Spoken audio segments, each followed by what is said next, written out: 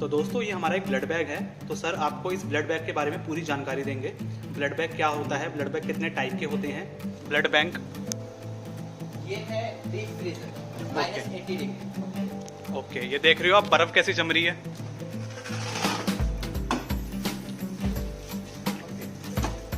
ये हमारा क्रायोफ्यूज सेंट्रीफ्यूज है, इसमें हम ब्लड को सेंट्रीफ्यूज करते हैं। ठीक है, ओके, थर्मोफिशर का है हमारा, थर्मोफिशर का है क्रायोफ्यूज।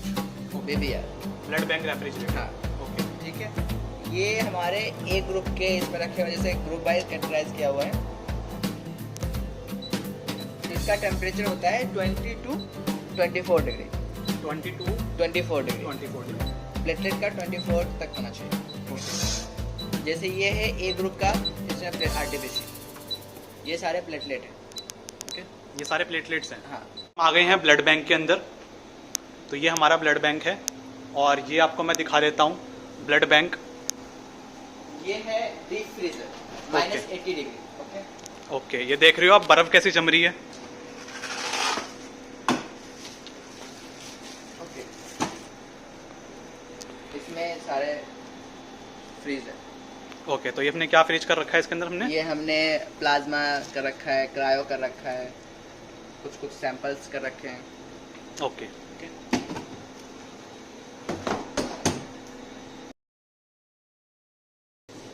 ये हमारा क्रायोफ्यूज सेंट्रीफ्यूज है, इसमें हम ब्लड को सेंट्रीफ्यूज करते हैं। ठीक है, ओके, थर्मोफिशर का है हमारा, हाँ, थर्मोफिशर का है क्रायोफ्यूज। ओके, ये ऑन हो रहा है अभी। ओके, इस बटन से ऑन होता है। यहाँ से बैक है बटन, यहाँ पर। ओके, ये ऑन के लिए है।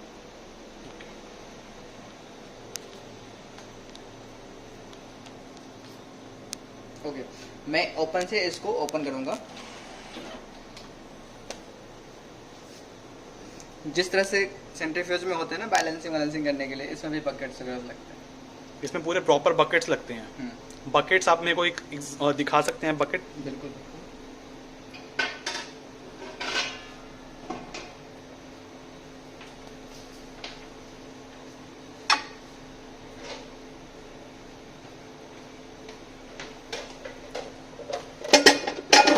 इसके अंदर हम ब्लड डालते हैं। ये हम प्रॉपर देख लेते हैं एक बार कि ये हमारा बकेट है।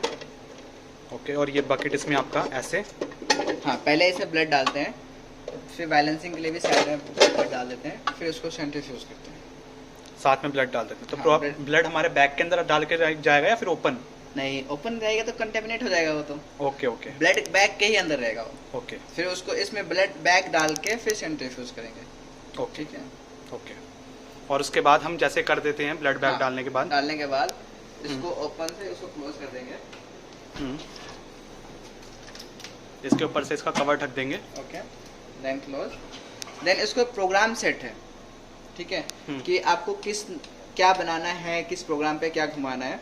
तो ये मैं प्रोग्राम 8 पे घुमा रहा हूँ, जिसमें से मैं प्लेटलेट भी बनाऊंगा और एफएफपी भी बनाऊंगा। तो 3200 आरपीएम पे सेंट्रीफ्यूज होगा 15 मिनट के लिए 22 डिग्री सेल्सियस पे। ओके, ठीक है, तो ये हमारे इसमें क्या बन जाएगा हमारा? इसमें क्या होगा कि पैक्सेल अलग हो जाएगा और एफएफपी अलग हो जाएगा और बफी कोड अलग हो जाएगा। फिर प्लेटलेट बनाने के लिए मैं 2 नंबर प्रोग्राम पे घुमाऊंगा उसको। 2 नंबर प्रोग्राम पे 1080 आरपीएम पे 6 मिनट के 22 टेम्परेचर पे घुमाएंगे उस बफी कोड से। तो उस बफी कोड के बाद से हमें प्लेटलेट बनेगा। ओके, वो प्रोसीजर आपको अलग से देखना पड़ेगा। तो ये हमारी नई मशीन है। हाँ, इस मशीन का नाम BBR हमारा रेफ्रिजरेटर, इसका नाम है BBR ब्लड बैंक रेफ्रिजरेटर। हाँ, ओके, ठीक है। ये हमारे ए ग्रुप के इसमें रखे हुए, जैसे ग्रुप वाइज कैटेगराइज किया हुआ है।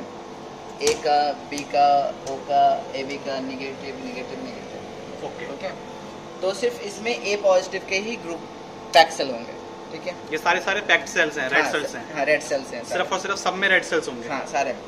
ये बी ग्रुप के हैं, ये ओ ग्रुप के हैं, ये ए बी का है, बाकी ये ओ नेगेटिव के हैं।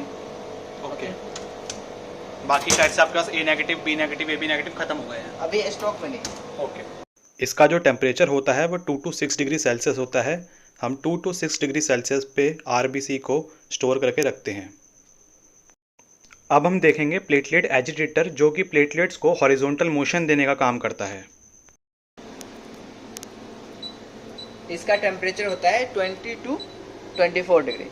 20 to 24 डिग्री। 24 डिग्री। प्लेटलेट का 24 तक होना चाहिए। ओके। जैसे ये है ए ग्रुप का, इसमें प्लेट आरटीपीसी, ये सारे प्लेटलेट हैं। ओके, ये सारे प्लेटलेट्स हैं। हाँ, आरटीपीसी बोलते हैं, random donor platelet concentration. Okay, तो आपको ये दिख रहा होगा A group, B group, O group, A B group, A B group. तो इस सब में हमारे प्लेटलेट्स हैं। प्लेटलेट। और ये काम कैसे करती है मशीन? ये जैसे एजिटेट होती है, ऐसे मूव करती रहेगी। हाँ, इसको एक agitate बार होती है। दिखाएंगे एक बार कैसे मूव करती है। ये क्लोज करने के बाद हम्म। तो आपकी मशीन देखिए अब प्रॉपर्ली इसको प्लेटलेट्स को मूव करती रहेगी, एजिटेट करती रहेगी इसको। ओके। इस क्यों मूव करते रहना पड़ता है इसको? करना पड़ता है इसको लाइफ साइकिल के लिए, ताकि वो हाँ। उसकी लाइफ खराब ना हो हाँ। और ये क्लॉटिंग ना हो। ना, इसकी लाइफ स्पेन जो होती है 5 डेज के लिए होती है। ओके। 5 to 7 डेज के लिए, मोस्टली हम 5 डेज तक रखते हैं। 5 डेज से ज़्यादा होता है तो डिस्कार्ड कर देते हैं उसको, अगर यूज़ नहीं होता तो। ओके। 4 है कॉपटेक का। इसमें हम ब्लड को सेपरेट करते हैं, रेड सेल को अलग करते हैं, प्लाज्मा को अलग करते हैं। ये स्पेसिफिक ग्रेविटी पे काम करता है। जैसे कि प्लाज्मा जो है ऊपर आएगा और रेड सेल जो है नीचे रहेगा, तो रेड सेल को नीचे से अलग कर देगा, प्लाज्मा को अलग कर देगा। जैसे मैंने 4 बैग यूज किया, क्यूवी बैग यूज किया था, उसमें 4 बैग थे। तो रेड जो सैगम बैग था उसमें रेड सेल जाएगा, एक ट्रांसफर बैग का साइन था अप और डाउन का, उसमें प्लाज्मा जाएगा, और एक प्लेटलेट का था, वो प्लेटलेट होगा। और जो मेन बैग होगा उस बैग से हम उसको प्लेटलेट बनाएंगे, थोड़ा सा प्लाज्मा डाल के उसमें, फिर उसको दोबारा 2 नंबर प्रोग्राम पे घुमाएंगे। तो घुमाने के बाद प्लेटलेट अलग कर देंगे। वो जो दूसरा बैग जब बच जाएगा उसको हम बफी कोड बोलते हैं, उसको फिर हम डिस्कार्ड कर देते हैं। बफी कोड जो है अलग होता है, जैसे किसी कैंसर के लिए यूज़ करते हैं तो बफी कोड यूज़ करते हैं, कैंसर पेशेंट के लिए ट्रांसफ्यूज करने के लिए कैंसर हाँ। पेशेंट को बफी फूड। लेकिन इमीडिएट यूज़ करते हैं, ट्रांसफ्यूज करते हैं। ऐसा नहीं कि आप उसको तुरंत बनाना पड़ेगा। हाँ, तुरंत बनाओ, तुरंत यूज़ होता है। ओके। 1 दिन 2 दिन का नहीं होता है, ठीक है। तुरंत बनाओ, तुरंत पेशेंट को जाएगा, बाकी डिस्कार्ड। तो बेसिकली ये मशीन में हम 3 चीज सेपरेट कर रहे हैं, आरबीसी, प्लाज्मा और प्लेटलेट्स। ओके। प्रेशर ये मशीन ओके। तो स्पेसिफिक ग्रेविटी और आपके प्रेशर पे काम करेगा ये। हाँ। तो ये दिख रहा होगा आपको। सेंट्रीफ्यूज जो है क्या काम करता है, स्पेसिफिक ग्रेविटी पे ही काम करता है। जैसे पीआरबीसी का स्पेसिफिक क्या होता है, 1.08 होता है ग्रेविटी पीआरबीसी का, पैक्ड रेड ब्लड सेल्स का। हाँ, तो क्या होगा कि ज्यादा है तो डाउन जाएगा। और एफएफपी का क्या होता है, 1.02 होता है स्पेसिफिक ग्रेविटी, ठीक है। तो वो अप आएगा। तो पहले प्लाज्मा को सेपरेट कर देगी, फिर इसके बाद जो है नीचे का जो बैग होगी वो पैक सेल, उसको अलग कर देगी नीचे वाले को। फिर इसके बाद जो है उसका आरटीपीसी का ग्रेविटी होता है 1.03। आरटीपीसी बोले तो random platelet concentration. Random platelet concentration. तो प्लेटलेट्स उसके बाद अलग हो जाएंगे। और बचेगा फिर हमारे पास सिर्फ क्या, बफी कोड। बफी अगर किसी कैंसर पेशेंट को यूज करना होगा तो यूज कर सकते हैं इमीडिएटली, अगर नहीं तो उसको डिस्कार्ड हो जाएगा, वो ऑरो क्लियर करके फिर डिसइंफेक्ट।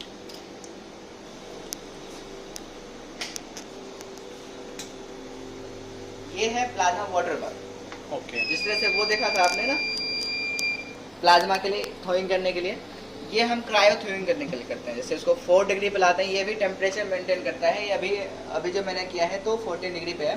जब ये 4 डिग्री पे आ जाएगा देन इसमें क्रायो एफएफपी डालेंगे इसमें। अच्छा, जो हमने ये फ्रिज देखा था, हाँ, जो हमने फ्रिज देखा था जिसमें हमारा ये बैग थे, ये क्रायो वाले सारे। हाँ, ओके। ये जो है प्लाज्मा है, उसको हम थोइंग कर देंगे, देन इसको हम क्रायो बनाएंगे। ये है क्रायो। थॉइंग मतलब पिघलाएंगे पिघलाएंगे। ओके। देन उसको 4 डिग्री पे आ जाता है, 4 डिग्री पे लाते हैं उसको, फिर उसको सेंट्रीफ्यूज करते हैं। उसको जैसे एक होल ब्लड डोनेशन होता है तो क्रायो बनाना होता है, तो पैक्सल को अलग कर देते हैं और प्लाज्मा को अलग कर देते हैं। प्लाज्मा को फिर क्या करते हैं हम, उसको 24 घंटे तक या 48 घंटे तक डीप फ्रीज करते हैं उसको, ठीक है, -80 डिग्री में या -40 डिग्री में, ठीक है। आफ्टर 48 घंटे के बाद उसको जो है 4 डिग्री में प्लाज्मा वाटर बाथ में डाल के 4 डिग्री लाते हैं, उसको 12 घंटे तक रखते हैं इसको 4 degree. Then next morning day जो है उसको सेंट्रीफ्यूज करते हैं। फिर उसमें से पूरा 2 चीज़ बनता है, एक क्रायो बनता है, एक सीपीपी बनता है, ठीक है। उसमें 2 चीज़ बनता है, एक क्रायो और सीपीपी। सीपीपी को हम बोलते हैं क्रायो पुअर प्लाज्मा, मतलब कि उसमें से पुअर है, वो प्लाज्मा जो है बिल्कुल पुअर है, क्रायो निकल चुका है, ठीक है। जैसे किसी को लीवर ट्रांसप्लांट के लिए किसी को होता है तो मोस्टली क्रायो यूज होता है। सिर्फ क्रायो क्रायो। हाँ, क्रायो। और जो सीपीपी होते हैं, जैसे कि एल्बुमिन का मेडिसिन बनता है ना, तो सीपीपी से ओके, और एफएफपी से बनता है। ओके। ये कौन सा रूम है? ये टीटीआई लैब है। ओके, ठीक है। ट्रांसफ्यूजन ट्रांसमिटेड इन्फेक्शन, मतलब कि किसी को भी ट्रांसफ्यूजन से कोई इन्फेक्शन होता है तो उसको बोलते हैं ट्रांसफ्यूजन ट्रांसमिटेड इन्फेक्शन। जैसे कि किसी डोनर को एचआईवी है, ओके, उसका ब्लड मैंने ऐसे ही पेशेंट को दे दिया, तो वो पेशेंट भी तो इन्फेक्टेड हो जाएगा। तो उसको क्या करते हैं कि किसी डोनर का जैसे ही कुछ आता है तो हम उसको टेस्ट लगाते हैं। टेस्ट लगाने के बाद अगर क्लियर होता है, टेस्ट निगेटिव आता है, देन हम पेशेंट को यूज करते हैं वो ब्लड। ठीक है। तो हम अबॉट का मशीन आर्किटेक्ट का यूज कर रहे हैं। अबॉट कंपनी की है ये machine, architect plus. Okay okay, plus. ठीक है। बाकी तो इसमें ये हम पूरी सारे- प्रॉपर पूरी मशीन एक ही है, ये इतनी बड़ी मशीन? हाँ, एक ही मशीन। ओके, ठीक है। हम ब्लड बैंक में यूज करते हैं HIV, HCV, HBsAg और सिफिलिस, और एक मलेरिया टेस्ट यूज करते हैं, वो कार्ड से यूज होता है। ठीक है। ओके। और सैंपल्स कहाँ पे लगते हैं इसमें मशीन में? सैंपल, जैसे ये सैंपल है, तो मैं इसका कैरियर रैक है, उसको डाल के फिर हम यहाँ डालते हैं, फिर मशीन ऑटोमेटिकली उसको अंदर ले जाके टेस्ट करते हैं। ओके, जैसे ये ट्यूसडे का है, ठीक है। ट्यूसडे का जितना ये ब्लड इशू हुआ है, तो जो बैग इशू हुआ है ना, उसके सेगमेंट रखे हुए हैं उसमें। ओके। बैग का अपने पीस काट के रख दिया। हाँ, ताकि अगर पेशेंट को कोई रिएक्शन होता है तो फर्दर वर्क के लिए हम रखते हैं, ताकि चेक करें सारी चीज़ की, निगेटिव था, क्या था, नहीं था, क्या ग्रुप था, क्रॉस मैच कैसा इन था। Any case.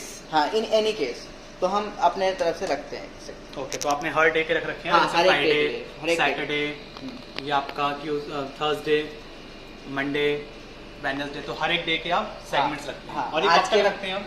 ये 7 डेज तक रखते हैं। ओके, तो फिर 7 डेज के बाद साइकिल दोबारा रिपीट हो जाएगी। हाँ, साइकिल दोबारा। हमारी दोस्तों, ये है हमारी एफरेसिस की मशीन। सर, आप इसके बारे में थोड़ा सा बताइए। ओके, ये है एफआईएसएस, उसको इससे ऑन करेंगे। ये है कॉमटेक का, मतलब फ्रिजनेस कंपनी की ही है, इसको कॉमटेक बोलते हैं। ओके, इसमें प्लाज्मा डोनेशन भी हो जाता है, प्लेटलेट डोनेशन भी होता है, स्टेम सेल भी हो जाता है। मोस्टली ये ऑलराउंडर है, सारे प्रोसीजर इसमें हो जाते हैं, स्टेम सेल वगैरह, लिक्विड, सारे चीज हो जाएंगे आप इसमें। ठीक है। ये प्रोग्राम सेट होता है प्लेटलेट 5DS में। ठीक है। बाकी इसके जो किट आते हैं, किट लोड करना पड़ता है, किट लोड करके फिर प्रोसीजर स्टार्ट होता है। इन सब में हमारी किट्स लोड होती हैं? हाँ, सारे किट लोड होंगे, सारे में, इन सब में, और साथ में नीचे भी होती है। ओके, तो इन सब में इसके हमारी, अंदर सेंट्रीफ्यूज होता है। ओके, इसका सेंट्रीफ्यूज होता है। फिर वो सेंट्रीफ्यूज होके ब्लड बैग में प्लेटलेट को अलग ट्रांसफ्यूज करता है। ये चैम्बर है, इसमें भी किट को लोड करना पड़ता है, फिर इसके अंदर सेंट्रीफ्यूज के अंदर सेट करते हैं उसको। ओके, जैसे इसमें सेट करने के बाद इसको